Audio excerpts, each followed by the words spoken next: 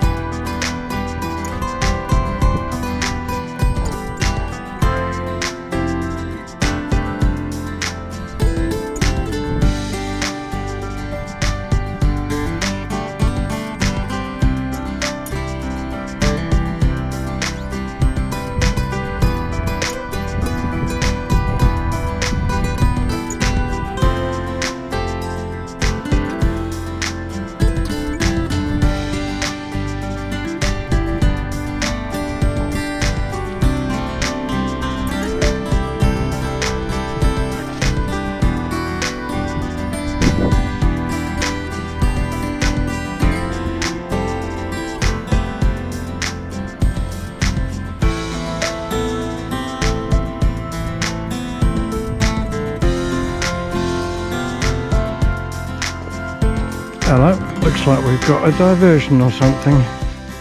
Surely not this late in the day.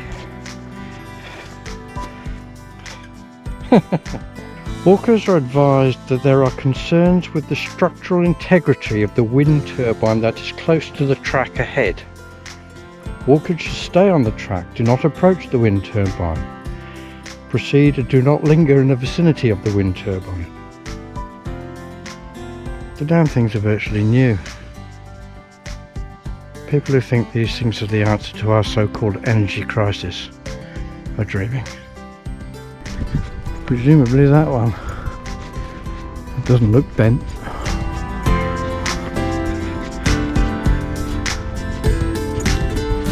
I'd be shocked if it fell over right now, wouldn't it?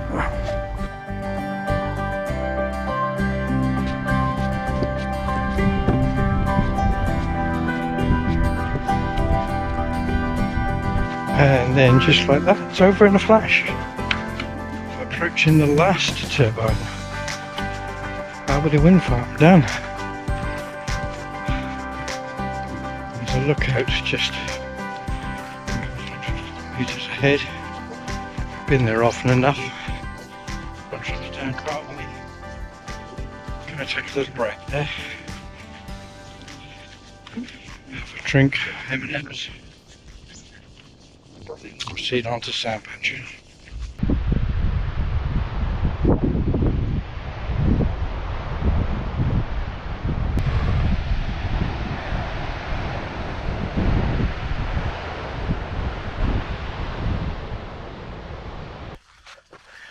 So I've reached the spur trail for Sandpatch Hut, the last one on the Bibbulmun track for the Southbound Walker. I'll wander up here, sign the book, take a bit of a break, and then set off for the final leg of the journey to reach Albany this afternoon. About 2 o'clock I should think. I fully expect Maddie to be here doing her thing with the book. Probably be the last time I see her, and possibly any other walker that may be northbound. There was indeed a northbound walker. Steve had left Albany that morning and was heading for Muttonbird. We stopped and chatted equipment for a while, and I could not but help compare the two of us. He reminded me of my first day on the track, all neat and clean shaven, as opposed to now, my last day on the track, filthy dirty and with a face full of fuzz. I wished him well, and we parted as I joined Maddie in the shelter, which, by the look of it, was brand new. Still the same old design, but this one made of metal, the only one I had seen like it on the entire track, and I could not but help wonder what it would sound like in some of the heavy downpours I had endured over the past month. Maddie and I took a final selfie before I left her to decorate the logbook, and climbed to the camp lookout for a last look at the Southern Ocean before heading inland to the finish. Well, this is the view from the top deck of the Sandpatch campsite. As you can see, it's quite magnificent. On a clear day it would be even better. The Southern Ocean stretching for miles and miles and miles, and right back along the coast where I've walked this morning past the wind farm. Just a couple of minutes to go now. We'll start that in a little while. Next stop, Albany.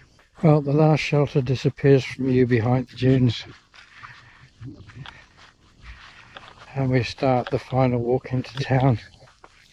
Probably time for a little bit of reflection. I guess the first thing to ask yourself, was it all worth it? And I have to say, a resounding yes. For a non-seasoned walker like me, it was bloody hard work from start to finish. But that was the challenge I set myself, and I've met it. I didn't want to go the rest of my life wondering, could I have done it? Would I have done it? Or even should I have done it? Point is, I challenged myself, I met the challenge, and I've done it. Probably some questions that people will ask, and the first one is, what's it like?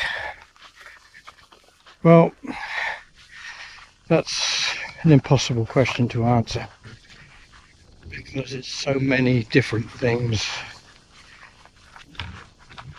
It's hard work, it's rewarding walking, it's pouring rain, it's gorgeous sunshine, it's damp socks, it's drying out beside the fire, it's good company, it's lonely times, it's everything over a 6-week period. To simply say, it was like this.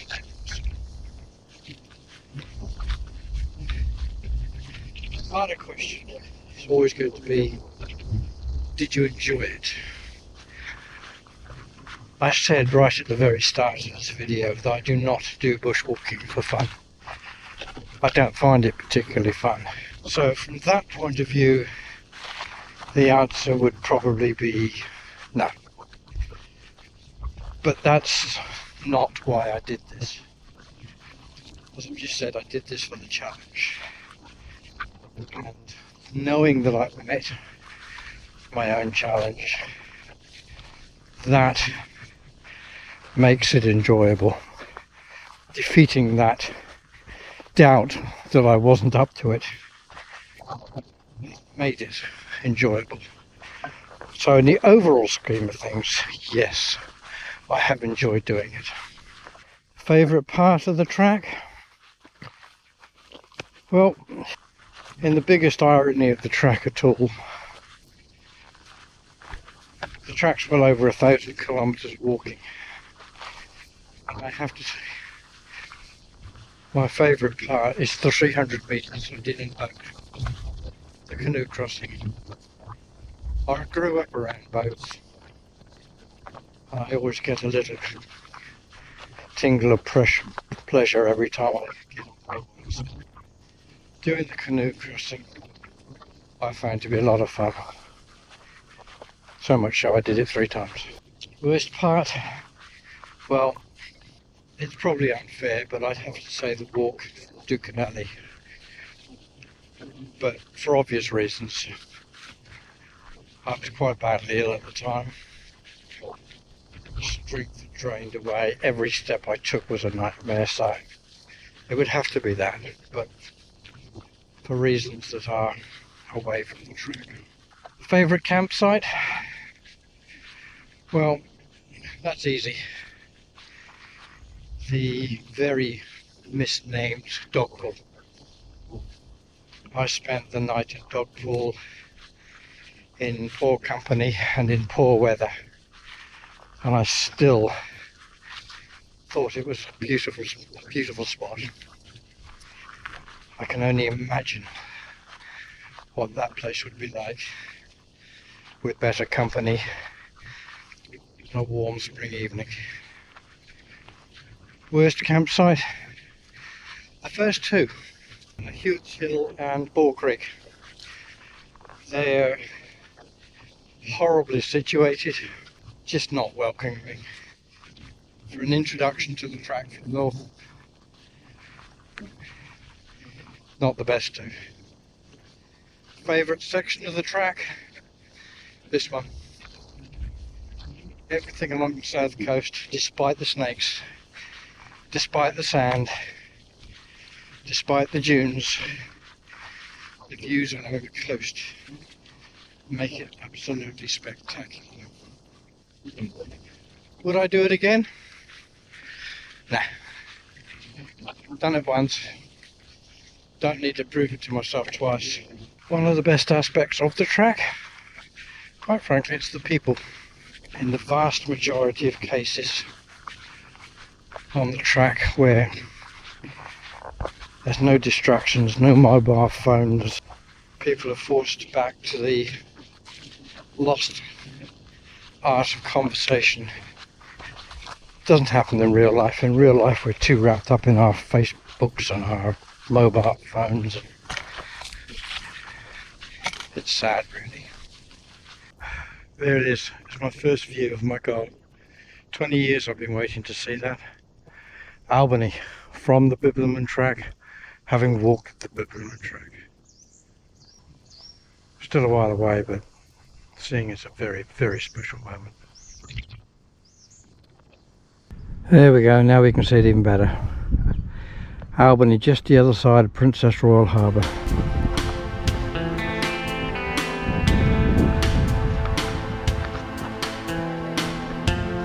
I'm only 8 k's out of Albany. Looks like I'm walking through the forest again. One last green hurrah before the road in the city starts.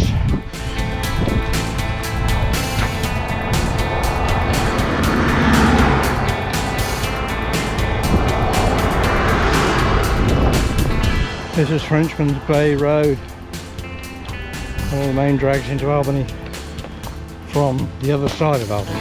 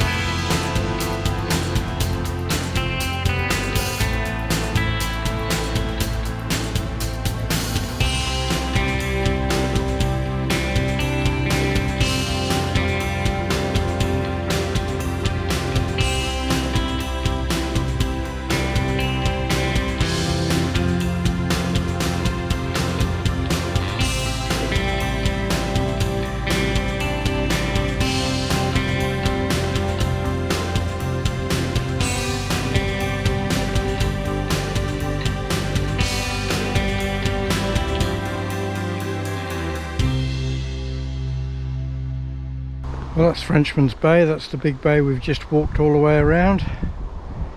And in what appears to be a tradition for the Bibbulmun track, even at the very southern terminus, right near the end, they force us up a long hill.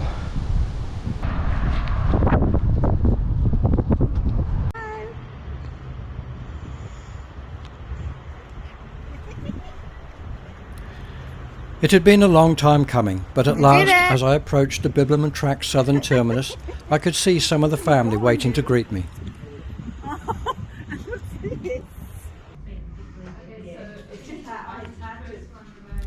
There was one last logbook signing to be done, and, in a tradition reserved for walkers completing the end-to-end, a bell to be rung loudly and proudly to mark their achievement. It was here that the track hit me with one last surprise. The bell is donated by a family who lost their son before he had chance to do the track, and, reading the inscription, broke me. A wave of emotion swept over me, and it took me a while to recover. The course I had attended, run by the foundation, had warned us that something like this could happen, but it shocked me as to how hard it hit me. Early next morning, alone, I went to Albany's Mount Clarence. I was still deeply depressed and was to remain so for a full week. After a month where the biggest daily decision was when to stop and eat a Snickers, real life descended like a storm cloud. I couldn't cope with simple decisions. What should we do? Where should we go? What flavour ice cream should we buy? And driving the car was out of the question. And it really showed me how much stress we all endure in what we all call normal life.